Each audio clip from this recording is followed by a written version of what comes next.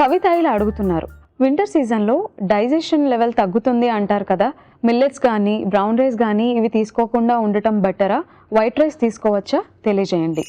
Hello కవిత గారు, winter సీజన్లో digestion తగ్గడం అనేది మన బాడీ తీరుని బట్టి అట్లాగే మన యాక్టివిటీ లెవెల్స్ని బట్టి ఉంటుంది.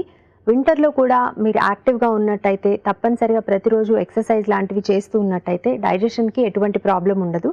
సో మీరు నిశ్చింతగా మిల్లెట్స్ కానీ బ్రౌన్ రైస్ కానీ తీసుకోవచ్చు.